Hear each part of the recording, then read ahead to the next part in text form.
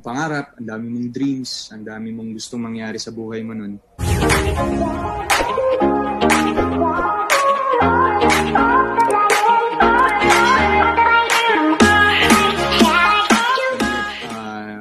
As I go along the 10 years that I've been here, slowly siya natutupad isa-isa because of the support, because of the good projects that you're doing, and yung recognition din sa ibang tao as well.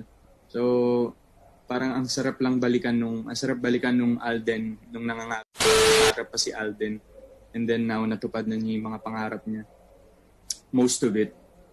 So it's a very different reality, but I see to it that I don't let go of that reality na kung saan ako nanggaling, kasi that's what keeps me sane, that's what keeps my feet on the ground.